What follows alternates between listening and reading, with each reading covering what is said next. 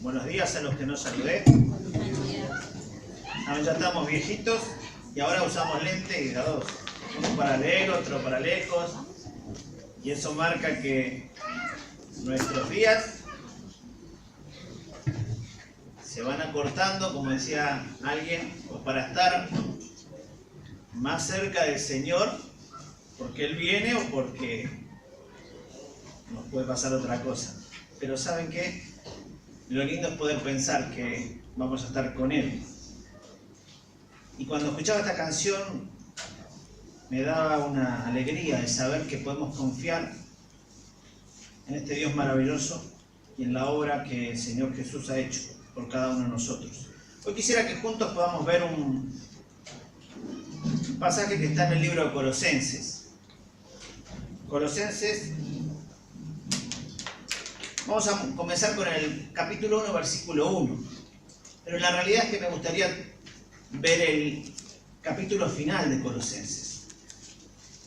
Cuando uno estudia un libro de la Biblia, empieza a leerlo y lo que hacemos siempre es leer al principio quién lo escribió, el tema principal, y después cuando llegan los saludos finales, ahí lo pasamos por arriba porque es medio aburrido.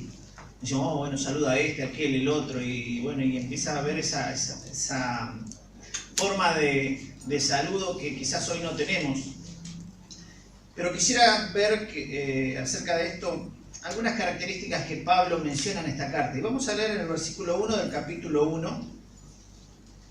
Pablo escribe a los hermanos que están en Colosa, y él es el que dice, Pablo, dice, apóstol de Jesucristo por la voluntad de Dios, y el hermano Timoteo, a los santos y fieles hermanos en Cristo que están en Colosa. Gracia y paz sean a vosotros de Dios nuestro Padre y del Señor Jesucristo.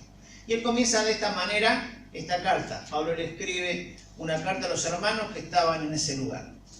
Por amor, por cariño, por instrucciones que también iba a darle a lo largo de la carta, pero también resaltando virtudes que tenían los hermanos. Fíjate que en el versículo 4 dice, habiendo oído de vuestra fe en Cristo Jesús y el amor que tenéis, dice, a todos los santos. Y comienza de esa manera, mostrando características que tenía la iglesia, virtudes que tenía la iglesia, pero también sigue a lo largo de la carta diciéndole acerca de quién es Jesús para tu vida. Recordá de dónde Él te sacó y dónde te puso, para que vivas una vida plena en Cristo. Y empieza a hablarle a los hermanos de una manera cariñosa, amorosa, pero también marcándoles y recordándoles, capítulo 3, de dónde venían, la antigua manera de vivir y los privilegios que hoy tienen. Y cuando uno ve a lo largo de toda la carta, ve un hombre que tenía un cargo, dice Pablo apóstol, y decimos, bueno, un hombre importante que le escribe a la iglesia. Pero no solamente uno ve en Pablo eso, sino que también ve un hombre amoroso que ama a la iglesia. Y vamos a ver en el capítulo 4 eso. Porque hoy quisiera que juntos podamos empezar a ver algunos detalles de Pablo. Cómo Pablo trataba a la gente con la que estaba conviviendo. Este libro de Colosenses lo estuvimos estudiando en la iglesia durante más de un mes. Y empezamos a ver detalles que nos asombraban, que a veces cuando uno lo estudia con profundidad se da cuenta de pequeñas cositas que están en distintos versículos y cómo Dios nos va hablando de distintas maneras para cambiar actitudes y formas incorrectas que tenemos en nuestra vida y que a veces no nos damos cuenta y que muchas veces podemos lastimar a otros por nuestra manera de hablar o decir. Pablo era un hombre que tenía autoridad. Fíjense que cuando menciona al principio de la carta dice Pablo apóstol, no es que está sacando chapa, sino que está diciendo esto es por voluntad de Dios. Dios me puso en esta situación, en esta responsabilidad, en esta tarea, y acá estoy. ¿Junto con quién? Con mi hermano Timoteo. Una de las características de menciona, estoy con alguien más trabajando juntamente. Y en el capítulo 4 vamos a ver, en el versículo 7, vamos a comenzar la lectura desde ese versículo. Vamos a ver algunas características que Pablo menciona en cuanto a su equipo de trabajo. ¿Saben? En la iglesia seguro, muchos de los que estamos acá tenemos distintas áreas de trabajo y trabajamos en equipo. Los que están en la escuela dominical trabajan todos los maestros con los chicos y se juntan y tienen reuniones. Los que están con los adolescentes, los que están con los jóvenes, creo que el viernes van a juntarse los adolescentes, como mencionaban, los que trabajan con adolescentes para seguir trabajando todos en unidad. Hay un equipo, hay un grupo que está trabajando, pero más que grupo, es equipo. Porque el grupo es un montón de gente que se junta y nada más vamos a hacer esto, pero cuando ese equipo es un grupo trabajando plenamente con un objetivo bien claro. Y Pablo tenía un equipo. Él estaba presentándose en esta carta como el que escribe la carta junto con un hermano, pero también al final de la carta, de todo lo que él dice, ahora les quiero presentar a mi equipo de trabajo, porque mi equipo de trabajo les manda saludos. Y vamos a ver eso. Versículo 7 del capítulo 4, Pablo dice: todo lo que a mí se refiere os lo hará saber Tíquico, amado hermano y fiel ministro y consiervo en el Señor, el cual he enviado a vosotros para esto mismo, para que conozcan lo que a vosotros se refiere y conforte vuestros corazones. Con Onésimo, amado y fiel hermano, que es uno de vosotros, todo lo que acá pasa os lo hará saber.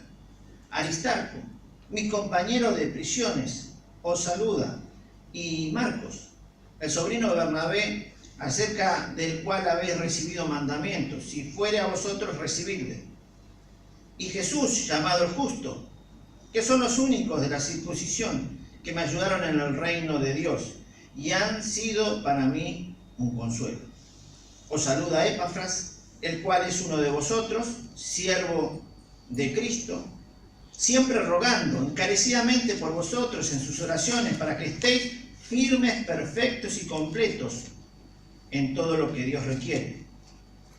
Porque de él doy testimonio de que tiene gran solicitud por vosotros, por los que estáis en la Odisea y los que estáis en Hierápolis. Os saluda Lucas, el médico amado, y demás. Y dice el 15, saludad a los hermanos que están en la Odisea, y a Ninfa, y a la iglesia que está en su casa.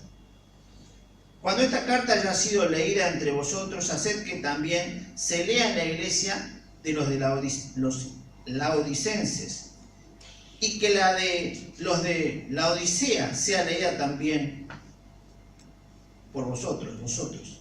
Versículo 17, dice, decid a Arquipo, mira que cumplas el ministerio que recibisteis en el Señor. Y termina este saludo diciendo, la salutación de mi propia mano, de Pablo. Acordaos de mis prisiones. La gracia sea con vosotros. Amén. Cuando uno ve este saludo final, uno se da cuenta que hay un grupo que está juntamente con Pablo. Y ese grupo muchas veces lo hemos escuchado a lo largo de los distintos libros que leemos en el Nuevo Testamento con relación a Pablo. Y a veces no nos damos cuenta de cómo Pablo fue trabajando con hombres que Dios fue colocando a su lado. En primer lugar, es mencionado Tíquico.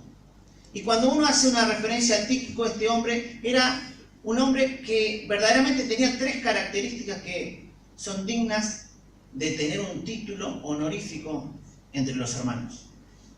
Pero a veces nosotros decimos, él es líder, él es el responsable, y empezamos a marcar características de posición. Gente más importante, mira, está a cargo del grupo de este. Y la realidad que Pablo empieza a mencionar de una manera distinta y a resaltar a los hermanos de una manera distinta, totalmente a la que por ahí nosotros podemos resaltar las virtudes de los hermanos. Tíquico era un hombre que tuvo una responsabilidad de llevar la carta que fue escrita a los romanos, la llevó él. Y fue la carta también que él escribió a los de Colosas, la llevó él. Por lo tanto, él era un cartero, un enviado de parte de Pablo a llevar algo importante, un mensaje de parte de Dios a la iglesia. Y él lo hizo fielmente. Llegó, entregó la carta, y cuando leen la carta, empiezan a resaltar virtudes de él. Imagínense cuando leen toda la carta en la iglesia y aparecen estas características de un hermano. ¿Cuáles son las características que podemos ver de Tíquico? Dice, amado hermano, dice, fiel ministro, y dice, consiervo en el Señor. Yo no sé si alguna vez te pusiste a pensar y a reflexionar acerca de estas cosas. Si vos tenés la manera o la forma de decir de alguien que está en la iglesia, es mi amado hermano. ¿Tenés algún amado hermano verdaderamente? Bueno, Pablo pudo decir esto de Tíquico, mi amado hermano. Dice, un fiel ministro. ¿Podés decir eso de algún hermano o hermana en la iglesia? Este es un fiel ministro. Un consiervo en el Señor. Alguien que trabaja con vos a la par. Este es mi consiervo. ¿Saben? Son títulos que a veces no le damos importancia, pero Pablo los resalta de una manera que sería bueno que vos y yo también tengamos este mismo deseo de resaltar las virtudes de los hermanos. Porque nosotros lo que marcamos siempre es las críticas muchas veces. Ah, ¿no viste? Este hermano siempre llega tarde. Ah, ¿viste cómo viene? Mirá la ropa que tiene. Ah, esto, aquello, lo otro. Y sutilmente, sin darnos cuenta, empezamos a hablar mal de los hermanos. Pero lo que tenemos que resaltar son las virtudes de los hermanos. Y Pablo lo hace de una manera puntual. 3 características, amado hermano. Si no tenés un amado hermano, quiere decir muchas veces que vos tampoco te das para que el otro pueda amarte. Pero la parte principal es que si vos amás a alguien, es de tu parte. Pablo lo amaba a Tíquico, por eso dice amado hermano, porque yo lo amaba. Pablo lo amaba. Fiel ministro. Para ser fiel ministro uno tiene que saber verdaderamente qué es lo correcto y hacerlo, cumplirlo y enseñarlo a otros. Y él lo hacía. Por eso Pablo también recalca eso. Y qué bueno sería que vos puedas tener algún hermano que diga, la verdad este es un fiel hermano. Enseña correctamente, vive correctamente, habla correctamente. Pero un consiervo en el Señor marca que Pablo bajó de categoría. No. Bajó a ponerse a la altura del hermano. Igual. Consiervo, alguien que está a la par, sirviendo, no apóstol. Dice consiervo. Y eso es lo importante, que cuando vos trabajás con alguien, no sos más que alguien, aunque estés de director de la escuelita dominical. Vos estás trabajando con un hermano y es tu consiervo. Trabajamos juntos, en unidad. Si estás trabajando con el pastor es tu consiervo, porque trabajamos juntos, aunque él tenga una responsabilidad distinta delante del Señor. Estamos trabajando juntos. Cuando uno estudia la palabra de Dios y lo pone en práctica, es algo maravilloso, ¿no? Y yo decía, cuando estudiamos este tema, lo compartimos con el otro anciano y vamos viendo un capítulo, uno y otro. Y cuando veía este tema decía, ¿yo puedo hablar de mi hermano de esa manera? Y yo decía, sí, la verdad que doy gracias a Dios, tengo un amado hermano. Y es algo maravilloso poder decir, tengo un amado hermano, que verdaderamente daría la vida por él, como consiervo. Trabajamos juntos. Y no hay diferencias. ¿Somos los 2 ancianos? Sí, somos los 2. Por ahí uno tiene un don y una capacidad que la tiene que ejercer y otro tiene otra. Pero también trabajamos en esa unidad que nos da la posibilidad de trabajar y servir al Señor. Lo mismo tiene que ser con tu vida, con relación a tus hermanos o hermanas. Trabajar en unidad y poder tener ese aprecio y ese cariño hacia otro. Pero ¿saben qué? El consiervo es alguien que está en todo momento. Y ¿saben? Cuando venía para acá le mandé un mensajito a mi consiervo y le digo, amado, te amo en el Señor, ¿no? No que pensar raro, ¿no? Pero te amo. Y él me contestó de una manera totalmente distinta. Me dice, yo voy a cuidar a tu familia. Y dice, mientras estés allá, yo me voy a ocupar. Mis hijos son grandes, ya uno tiene 22, 20, 18, 14, pero está la intención, ¿no es cierto? Ya la familia por ahí se mantiene, tengo 2 hijos grandes que trabajan, entonces uno ve, ¿qué cosa? La preocupación unos por otros. ¿Te preocupaste alguna vez de esa manera por tu hermano o tu hermana? En estar dispuesto a suplir la necesidad en algún momento. Pablo dice esto, es algo asombroso. Cuando uno trata con esa amistad a los que están trabajando. Ahora Pablo, si uno se acuerda, estaba preso, sufriendo y padeciendo. Pero también tenía amigos que estaban juntamente con él viviendo esta misma situación. Si no estaban presos, estaban íntimamente relacionados y clamando y viviendo esa situación unos por otros. La iglesia creo que tiene que vivir de esa manera. Es una familia donde tenemos que preocuparnos y ocuparnos. Y si vos no tenés un hermano o una hermana que puedas decir, amado hermano, es el momento de empezar a trabajar. Vos primero. Porque el Señor dice, nosotros le amamos a Él porque nos amó primero. Y nuestro amor tiene que ser de dar sin esperar recibir. Por lo tanto, vos tenés que amar a los hermanos. Quizás tenés más afinidad con uno, amalo. Y ocupate y preocupate. Sin esperar recibir. Porque después Dios va a dar esa posibilidad. Cuando uno demuestra amor, recibe amor. Pero saben, en este mismo saludo también está Onésimo. Y cuando uno se acuerda de Onésimo, ¿se acuerdan? Era el esclavo de Filemón. Onésimo tenía que también volver a su amo. Se había escapado, no sabemos cuál era la situación, pero cayó preso juntamente con Pablo. Y Pablo le dice, este fue engendrado acá en las prisiones, es hijo mío. Conoció a Jesucristo acá en la cárcel. Y ahora él le tiene que escribir una carta a Onésimo, que también lo conocía. Y le tiene que dar referencias acerca de quién, a Filemón, perdón, acerca de quién era Onésimo. Onésimo había cambiado su manera de vivir, su manera de actuar, su manera de pensar, totalmente. Y cuando Pablo le escribe a Filemón, le dice, mira, este hombre antes era inútil, pero ahora es útil. Y cuando vemos que Filemón es mencionado por Pablo, también da tres características. Dice, amado, en el versículo 9, amado y fiel hermano, que es uno de vosotros. Y dice, todo lo que acá pasa os lo hará saber. Era amado y fiel hermano. Las dos características que habíamos visto antes en el otro hermano, acá también las menciona nuevamente. Y lo conoció y lo amó, ¿por qué? Porque conoció a Jesucristo y él le pudo hablar y pudo encaminarlo en las cosas. Para decirle ahora tenés que volver a tu amo. Volver al trabajo. Y rendir. No ser un inútil, sino ser útil. Y Pablo le escribe a Filemón. ¿Para qué? Para que lo reciba. Y ya no lo reciba como un esclavo, sino como un hermano.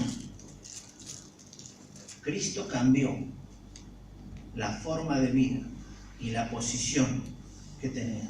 Por eso vemos que también dice que es uno de ustedes, gentiles era, pero al final dice que informaba fielmente. Él le tenía que transmitir todo lo que estaba aconteciendo. Todo lo bueno y todo lo malo él lo tenía que transmitir a quien era su amo, pero también en otras circunstancias a quienes estaban escuchando. Por eso vemos que el segundo que está trabajando con él tenía mismas características. Tercero que se menciona acá es Aristarco, versículo 10. Dice, mi compañero de prisiones os saluda. Y cuando empezamos a ver a Aristarco, empezamos a buscar en la Biblia a ver dónde está y empezamos a encontrar que está en Hechos capítulo 19, cuando se acuerdan fue el lío de los plateros que empezaron a predicar el evangelio y los plateros vieron que empezaban a vender poco. Y dijeron, no, esto es algo que nos está afectando el bolsillo. Y empezaron a hacer lío, una revuelta, querían meter preso a Pablo y los que estaban con él. Y cuando ¿a quién engancharon? A Aristarco, preso, lo metieron. Y saben que en todo ese lío, cuando uno ve, el grupo que estaba ahí no eran cristianos y decían, diosa Diana es de los efesios, y empezaban a gritar, dice, por 2 horas gritaban a su diosa. ¿Pero por qué? Porque les afectaba el bolsillo. Porque el evangelio trastornaba todo su comercio, todo su negocio. Pero estos eran hombres fieles que estaban dispuestos hasta con ese problema seguir hablando de Cristo. Y lo vemos ahí después que lo acompaña en el viaje a Grecia y Macedonia. Por lo tanto, Pablo lo resalta a él como un compañero de viajes y de prisiones. ¿Saben? Es re lindo acompañar en los viajes a alguien. Esta es la segunda vez que voy a viajar. La primera me encantó. Vine en invierno el año pasado y fuimos y tuvimos una experiencia, nieve y un montón de cosas que uno no conocía, andar en la ruta. Y uno dice, qué lindo que es acompañar a Eduardo en este viaje y todo lo que pasamos, las experiencias, todo. Pero yo diría, si a Eduardo lo meten preso y Eduardo me dice, vení a acompañarme en la cárcel. Y Eduardo, vengo con la próxima gira. Estábamos pensando de esa manera. Pero este no, este estaba con él. Estaba padeciendo. ¿Qué cárcel? ¿Por qué? Por Cristo. Estaba dispuesto a sufrir por Cristo. Los cristianos estamos dispuestos a pasarla bien por Cristo. Y Dios nos da posibilidades de pasarla bien. Pero ¿sabes qué? Hay mucha gente en otros países que está padeciendo persecución y momentos complicados por Cristo. Gracias a Dios nosotros en Argentina no tenemos persecución. Tenemos una persecución ideológica de muchas maneras, pero no una persecución física que nos metan presos por predicar a Cristo. Y es algo valioso tener en cuenta que Pablo dice, este me acompañó en los momentos en que hacía viajes para predicar el Evangelio, pero también en las cárceles estuvo conmigo. Características que vamos viendo de hombres que formaban parte de este grupo que estaba acompañando a Pablo. Versículo 10 también habla acerca de Marcos. ¿Saben? Marcos era ese muchachito que cuando el ángel abrió las puertas de la cárcel y Pedro salió y fue a la casa y golpeó, bueno, era su casa. Y cuando golpeó y la chica escuchó, dice, ¿quién es? Soy Pedro. Y la chica en vez de abrir la puerta salió corriendo y dice, Pedro, no, Pedro está en la cárcel. Bueno, ahí comienza el relato acerca de este muchacho. Empezó a andar en los caminos del Señor de una manera que en distintas oportunidades nos vimos. Capítulo 15 de Hechos también nos muestra eso. Cuando él vuelve, 12, cuando él vuelve con Bernabé y con Pablo a Jerusalén, aparece Marcos. Ya empezó a acompañarlos en los viajes. Pero no solamente eso, después los vemos en distintas oportunidades. Marcos estaba ahí, acompañando a quién, a Bernabé y a Pablo. Pero en un momento Marcos dice, no voy a seguir en este viaje y vuelve a Jerusalén. Y se ve que hubo algún conflicto, no sabemos qué pasó. Pero cuando tienen que planificar el segundo viaje entre Pablo y Bernabé, ¿se acuerdan que se pelean? ¿Por quién? Por Marcos. ¿Por Marcos? No lo quiero. Si en el capítulo 13, versículo 13, se fue de nuevo. Nos dejó. Nos desamparó acá y se fue de nuevo para casa. Entonces, ¿cómo puede ser que vuelva y Bernabé, que era el tío, dice, no, pero vale la pena, pongámosle ficha? No hay caso. Y empiezan esa disputa, no sé cómo habrá sido. Pero yo me imagino Pablo carácter fuerte y Bernabé carácter fuerte y pom, chocando, ¿no? Que no va, que sí, que no, y bueno, no va, yo voy para allá y vos te vas para allá, y se fueron. Cada uno por su lado. Pablo agarró, ¿no es cierto?, a Silas y se fueron. Y Bernabé agarró a Marcos y se fueron para otro lado. Ahora pasa el tiempo y vemos como Marcos sigue trabajando en las cosas. Por eso en 2 Timoteo capítulo 4, vemos como Pablo le dice, mirá, mandame el capote y tráemelo a Juan Marcos, mándamelo porque me es útil para el ministerio. Pablo le está diciendo, ¿cómo? ¿Hay otra oportunidad? Sí, me es útil para el ministerio. Yo entendí todo lo que hizo, todo lo que pasó, y bueno, es bueno que esté conmigo nuevamente. Hay oportunidades, segunda oportunidad. Sí, entre los hermanos también tenemos que tener oportunidades. Porque a veces nos podemos pelear por el ministerio, por un montón de cosas. Pero eso no es para decir nunca más, sino para el contrario, para seguir trabajando. Porque el carácter se tiene que trabajar permanentemente. Nos cuesta a veces, tenemos carácter duro y a veces tenemos que trabajar nuestra vida ¿para qué? Para cambiar. Y Dios tiene que ir obrando. Y uno ve como Pablo, en el transcurso de ese tiempo, empieza a resaltar, mirá, este que nos había abandonado ahora es útil. Le da una jerarquía. Es útil para el ministerio, para el trabajo que estamos haciendo. Mándamelo.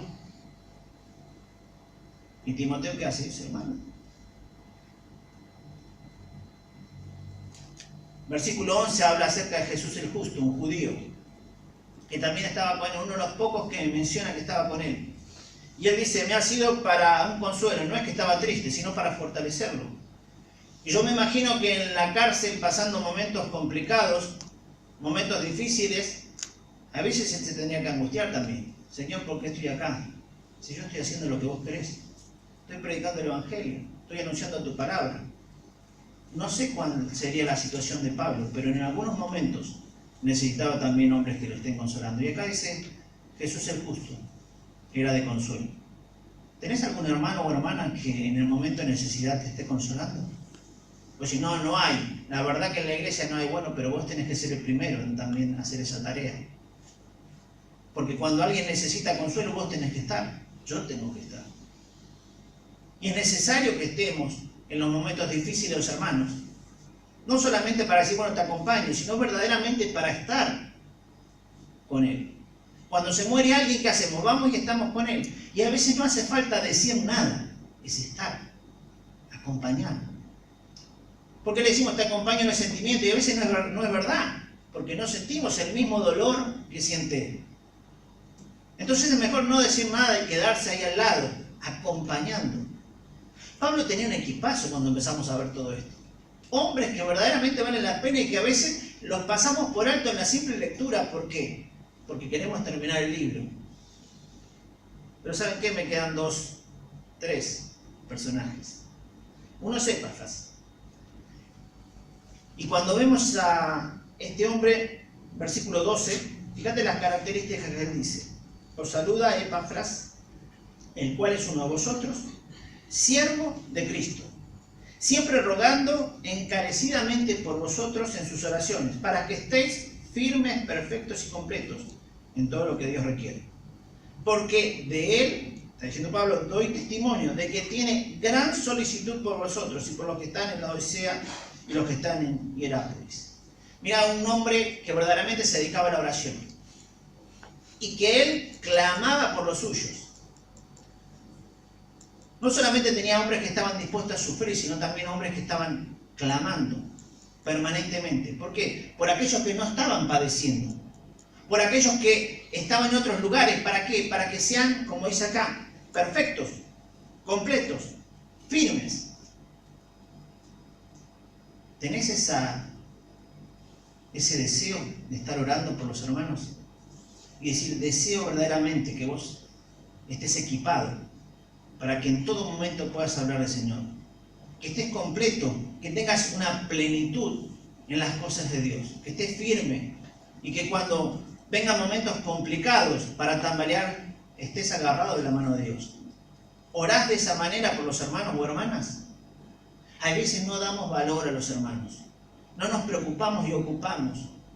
Y es necesario tener en cuenta esto. Si estás trabajando en la escuela dominical, en cualquier área de la iglesia, pensá en los que están juntamente con vos. ¿Cómo los considerás?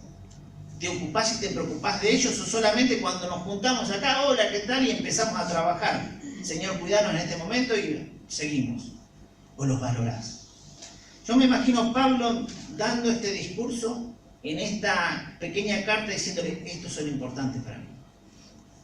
Porque están pasando momentos difíciles por el Evangelio, pero están al lado mío, acompañándome en toda circunstancia. Dice el versículo al final 14, os saluda Lucas, el médico amado y demás. Cuando hablamos de Lucas, bueno, sabemos que era un médico, pero fíjense la característica, no es el médico amado, lo amaba también. Y Demas, ¿se acuerdan? Demas dice después en Timoteo, Demas me ha desamparado amando más a este mundo, las cosas de este mundo. Ahora vos tenés un equipo y ves como muchos son amados. Y Demas también era amado por Pablo.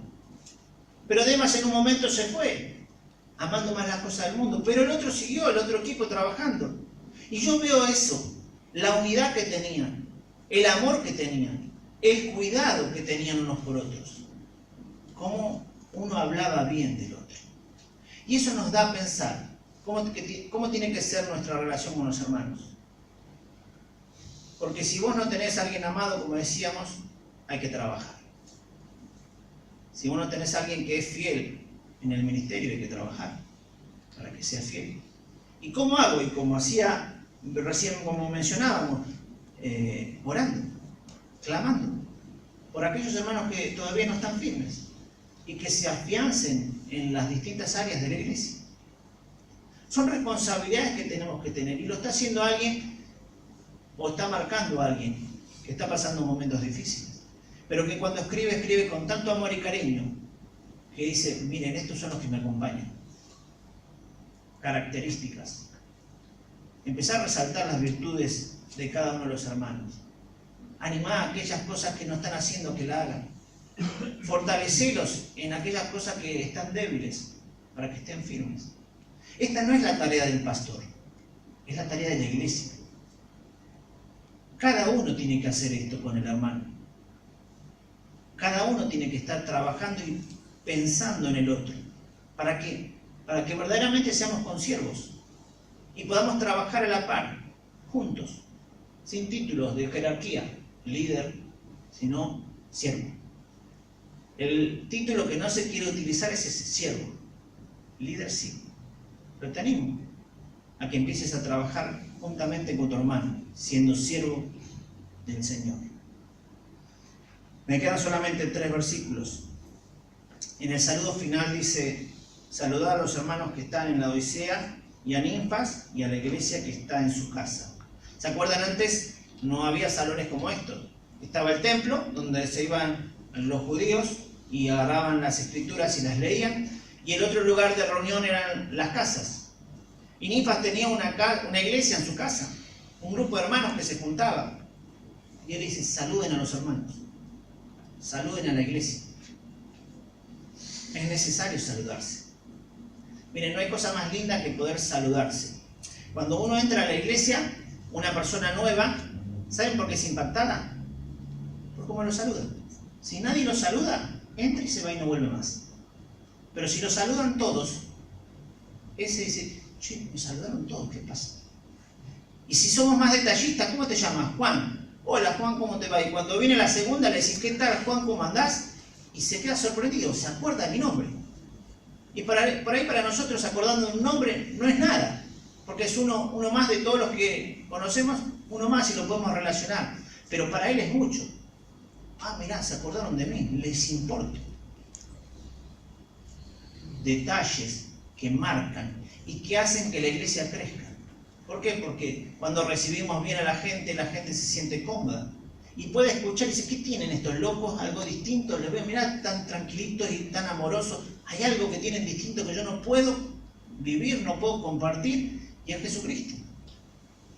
Es lo que predicaba Pablo y lo que estaba anunciando todo su equipo. Jesucristo cambia las vidas. Y lo vemos en Onésimo, que él transformó la vida y él puede decir: yo doy testimonio de esto. Y cuando va y se presenta con Filemón, él le da la carta y dice: acá estoy. Y Filemón tranquilamente lo podía meter preso nuevamente y lo podía castigar y podía hacer un montón de cosas. Pero Pablo le dice: se te fue un esclavo y ahora viene un hermano. Y quizás en la puerta entra un esclavo del pecado, pero tu amor puede hacer que conozca a Cristo y puedas disfrutar de un hermano. Son desafíos que la iglesia tiene y que Pablo está diciendo: este es mi equipo, a quien amo. Esta es tu iglesia, este es tu grupo, a quien vos tenés que amar. Y tenés que trabajar, y tenés que esforzarte para que el otro crezca. Dice después, esta carta que les mando a ustedes, leanla también acá y al revés también, pero dice después: decid al equipo, mira que cumplas el ministerio que recibiste del Señor. ¿Y sabes qué? Así como Pablo dijo eso, me encantaría decirte esto a vos también. Mira, cumplir el ministerio que el Señor te dio. Dios te dio una tarea para hacer en la iglesia. Y hay que hacerlo con amor y ser parte de este equipo. Y amar a los hermanos y trabajar juntos. Ahora, lo más difícil es trabajar con los hermanos, porque cada uno tiene distintas maneras de ser, distintas caracteres, distintas formas. Si lo hacemos a la mañana temprano en la reunión, a uno por ahí se levanta cruzado y contesta mal, y uno lo tiene que seguir amando. Y trabajando todo eso. Pero ¿qué dice? Cumplí el ministerio que fue dado por el Señor. Dios te dio una tarea para hacerla. Hacela.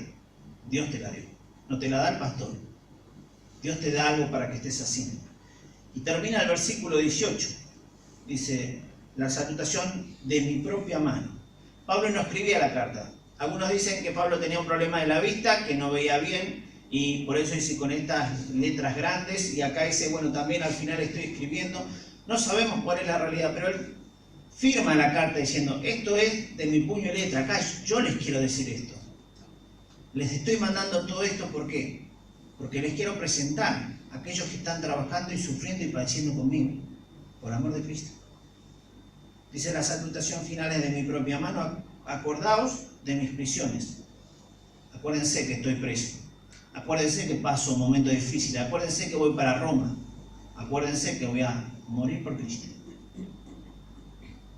La gracia sea con vosotros. Amén.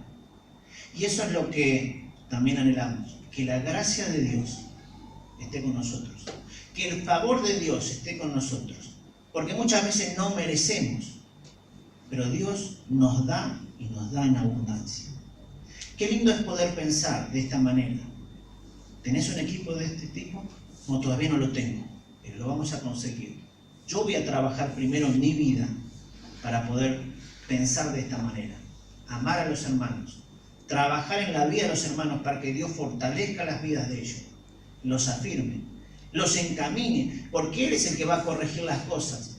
Pero nosotros también tenemos que confrontar los pecados y los problemas con todo el amor y el cariño que Dios nos da, porque Él nos ama a nosotros. Que la gloria sea para Él, que en esto que hemos podido pensar en estos últimos versículos como cierre de este libro de Colosenses, te pueda hacer reflexionar. Si estás haciendo algo mal, a cambiarlo. Y si no estás haciendo nada, a que empieces a hacer algo. ¿Para qué? Para que el amor de Dios se vea reflejado en tu vida y que los demás puedan ver eso, disfrutar de ese amor que vos le das a todos los demás. Que el Señor te bendiga, que nos bendiga como iglesia, que podamos seguir trabajando pensando en gente que pasa de muerte a vida gracias a la obra de Jesucristo, pero también al ministerio que estamos cumpliendo en distintas áreas cada uno de nosotros, para glorificarlo a Él, para que más puedan conocer de ese amor tan grande. Oramos. Señor, muchas gracias te damos, porque tenemos un privilegio de ser hijos tuyos sin merecerlo.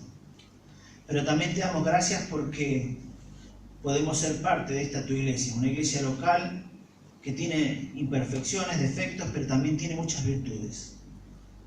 Darte gracias por cada uno de los hermanos que forman parte de esta iglesia y por todo lo que están haciendo para tu gloria. Pero especialmente también pedirte para que nos ayudes a ser mejores consiervos, a ocuparnos unos por otros, a amarnos como nos pedís en tu palabra, y que sea realidad. Señor, gracias por este tiempo y esta oportunidad que hemos tenido de abrir tu palabra, y te pedimos especialmente que pueda ser realidad en nuestras vidas. Cuidanos, ayúdanos. Gracias te damos por todo lo que hemos podido compartir. Gracias en nombre del Señor Jesús.